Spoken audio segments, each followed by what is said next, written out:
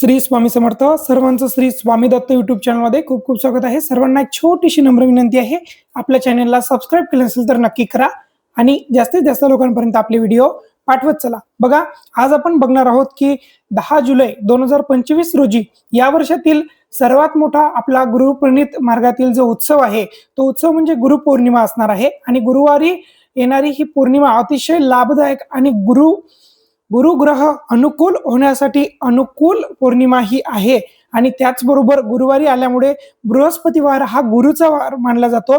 ज्यांच्या कुणाच्या कुंडलीमध्ये गुरुबळ कमी असेल किंवा ग्रहमान वक्री असेल किंवा शनीची महादशा असेल, त्यांनी या गुरुपौर्णिमेपासून स्वामी महाराजांचं गुरुपद घ्यावं आणि गुरुपद घेत असताना महाराजांना मनोभावे शरण जाऊन या दिवसपासून गुरुवारचा उपवास करायसाठी सुरुवात करावी. त्याने सुद्धा गुरुबळ असंख्य प्रमाणात वाढते. तर बघा, व्हिडिओ कोणीही स्किप करू नका आणि शेवटपर्यंत बघा. संपूर्ण गुरुपूजन, गुरुपद कसं घ्यायचं त्याबद्दल सुद्धा माहिती जाणून घेणार आहोत. स्वामी महाराजांचं, दत्त महाराजांचं किंवा तुमचे जे कोणी गुरु असतील त्या गुरूंचं पूजन कसं करायचं, अभिषेक कसा करायचा, नैवेद्य कुठला दाखवायचा, त्याचबरोबर आपण पूजा कशी करायची घरातल्या घरामध्ये ते सुद्धा आपण बघूयात. तर गुरुपौर्णिमा ही 10 जुलै 2025 रोजी असणार आहे आणि या दिवशी गुरुवार आहे. तर आपल्याला सकाळीच प्रातःकाळी म्हणजे ब्रह्ममुहूर्तावर जर तुम्हाला उठायला जमत असेल तर या दिवशी उठायचं आणि त्याचबरोबर अंघोळ वगैरे शांततेने व्यवस्थित आटपून नंतर आपण आपल्या देवारासमोर बसायचं. त्याचबरोबर स्वामी महाराजांची मूर्ती जर तुमच्याकडे असेल, आपल्या व्हिडिओमध्ये आपल्याला दिसत असेल ही स्वामी महाराजांची मूर्ती आहे, अशी मूर्ती जर तुमच्याकडे असेल किंवा तुमच्या गुरूंची जी काही मूर्ती असेल, दत्त महाराजांची असेल, शंकर महाराजांची असेल किंवा गजानन महाराजांची असेल, ज्यांना तुम्ही गुरु मानता त्या गुरूंची तुमच्या घरामध्ये जर मूर्ती असेल तर त्या मूर्तीला एक वाटी दूध, त्यामध्ये स्लॅश केलेलं एक केळं, त्याच्यामध्ये 2 चम्मच मध, त्याचबरोबर 1 चम्मच साजूक तूप, त्याचबरोबर त्यामध्ये 1 चम्मच साखर, असं त्याचं मिश्रण करून 108 चम्मचनी त्या गुरूंचा मंत्र म्हणून त्यांचा अभिषेक करावा. त्यामध्ये आपण श्री स्वामी समर्थ महाराजांचा श्री स्वामी समर्थ षडाक्षरी मंत्र घेतो. तर स्वामींच्या मूर्तीवर तुम्ही त्या पंचामृताचा अभिषेक 108 चम्मच करावा श्री स्वामी समर्थ या मंत्राने. किंवा दत्तमूर्ती असेल तर श्री गुरुदेव दत्त किंवा दिगंबरा श्रीपाद वल्लभ दिगंबरा या मंत्राने करावा. त्याचबरोबर आपण दिवसभरामध्ये श्री स्वामी समर्थ महाराजांचं गुरुपद कसं घ्यावं, तर 1 नारळ घ्यावं, नारळावर 2 नागवेलीची पाने, 1 रुपया सुपारी, खडी साखर घेऊन व दक्षिणा घेऊन आपण जर केंद्रात जात असेल तर केंद्रात जावं किंवा दत्त मंदिरात जात असाल किंवा दत्त मंदिरात जावं किंवा मठ असेल महाराजांचा तर मठात जावं. त्या ठिकाणी जाऊन गुरूंना संपूर्ण शरण जाऊन गुरूंना प्रार्थना करावी की स्वामी महाराज, दत्त महाराज, आपणच आजपासून माझे गुरु, माता पिता, बंधू सखा सर्व काही आपणच आहात आणि या गुरुपौर्णिमेपासून पुढच्या गुरुपौर्णिमेपर्यंत तुम्ही माझा योगक्षेम वाहम्यम याप्रमाणे सांभाळ करा आणि माझ्यावरील जे काही संकट असतील ते दूर करा. असं करून स्वामी महाराजांना गुरुदक्षिणा आपल्याला व्हायची आहे. त्याचबरोबर श्रीफळ अर्पण करायचंय व फळं वगैरे किंवा कुठल्याही प्रकारचा प्रसाद जर आपल्याला पेढे वगैरे वाटायचा असेल तर तिथे तुम्ही वाटू शकता.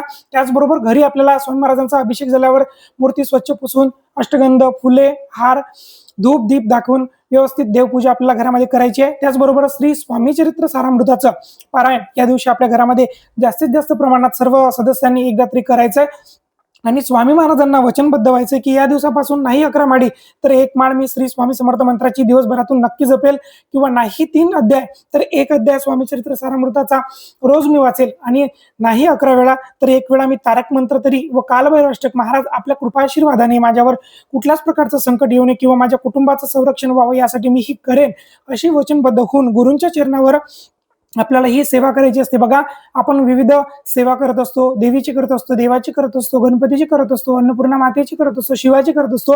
तर या सेवेला आपल्याला आशीर्वादाची गरज देणाऱ्या एकच पाठबळ असतं, ते म्हणजे गुरूंच्या आशीर्वादाशिवाय कुठलंच काम आपलं सक्सेस होत नाही. लग्न असेल तर गुरूंचा आशीर्वाद पाहिजे, नोकरीमध्ये बढोतरी पाहिजे असेल किंवा नोकरी प्राप्ती करायची असेल तर गुरूंची दशा आपल्या कुंडलीमध्ये चांगली पाहिजे. त्याचबरोबर कुठलेही शुभ कार्य आपल्याला घर घ्यायचं असेल नवीन तर आपल्याला गुरूंची दशा पाहिजे. लक्ष्मी प्राप्तीसाठी आपल्याला गुरु बळ पाहिजे, गुरूंचा आशीर्वाद पाहिजे.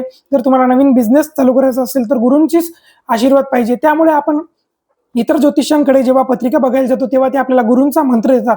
त्यापेक्षा कुठल्याही बाबाबुवांना हात दाखवल्यापेक्षा, हस्तरेखा तपासल्यापेक्षा तुम्ही स्वामी महाराजांचं चिंतन करा. आणि ज्यांनी कोणाने महाराजांना गुरु केलं नसेल किंवा ज्यांनी कोणी आयुष्यामध्ये गुरुच नाही केला, त्यांनी स्वामी महाराजांना केंद्रात मठात जाऊन श्रीफळ वाहून या दिवशी गुरु करावा. बघा, हा एक गुरूंचा वार असतो. आणि हा जो सण आहे, गुरुपौर्णिमेपासून आपल्या हिंदू धर्मातील सणाला, मराठी सणांना सुरुवात होत असते.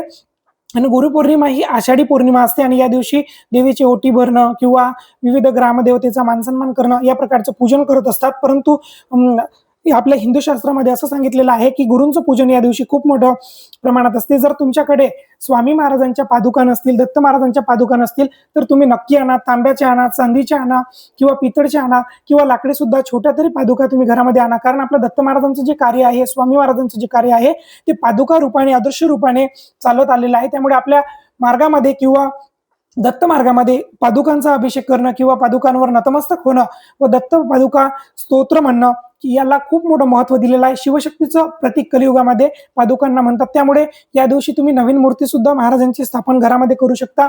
त्यामध्ये श्री सूक्त, पुरुष सूक्त, पवमान सूक्त आणि व्यंकटेश स्तोत्र व महाकाली स्तोत्र घेऊन आपण महाराजांचा अभिषेक करू शकता. त्याचबरोबर स्वामी चरित्र सारामृताचं पारायण आपल्याला या दिवशी घरामध्ये करायचं आहे.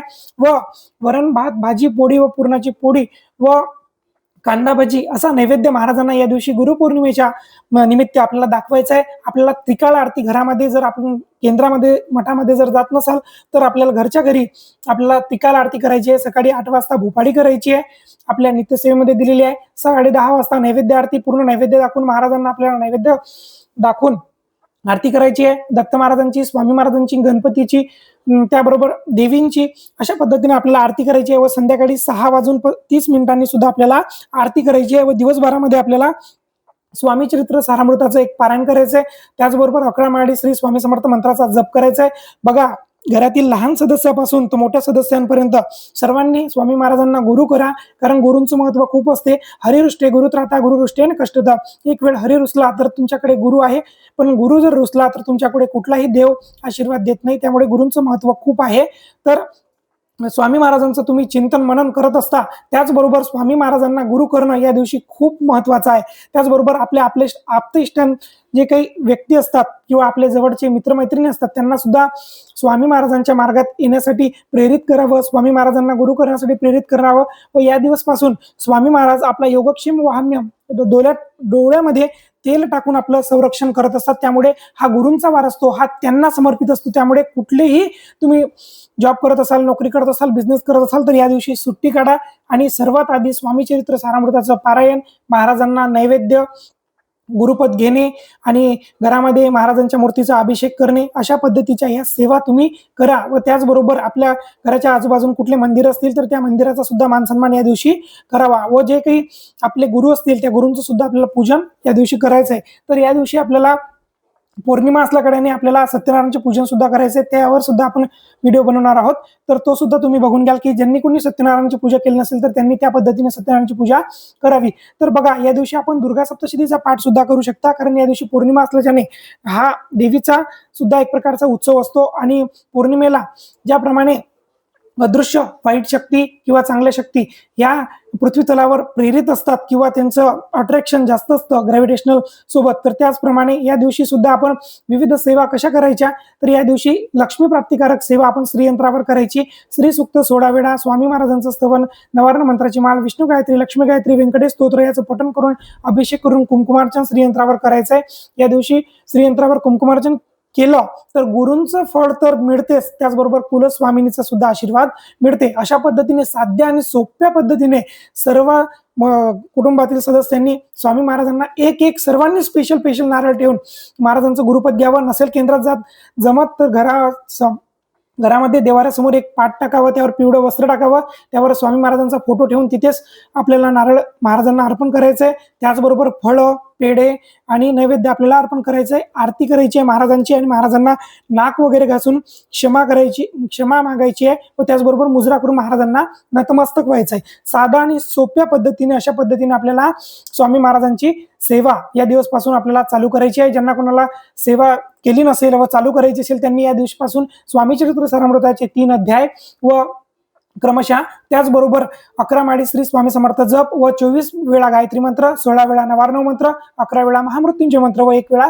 कालभैरवाष्टक अशा पद्धतीनं सेवा तुम्ही या दिवसपासून चालू करा. अशा पद्धतीने महाराजांना नैवेद्य, अभिषेक व गुरूंच्या पादुकांचं पूजन, पादुका असतील तर करा, व नसेल तर आपण चांदीच्या किंवा इतर दुकानात मिळणाऱ्या तांब्याच्या किंवा पितळच्या पादुका आपल्या घरामध्ये अभिषेकासाठी ठेवा. स्वामींचं महत्व अगणित आहे व आपल्या मार्गाचं सुद्धा महत्व अगणित आहे. त्यामुळे स्वामी महाराजांना शरण या व जास्तीत जास्त प्रमाणात लोकांना, भक्तांना गुरु करण्यासाठी स्वामींना प्रेरित करा व सर्व लोकांपर्यंत हा व्हिडिओ शेअर करा. भेटूया दुसऱ्या व्हिडिओमध्ये. श्री स्वामी समर्थ. श्री गुरुदेव दत्त.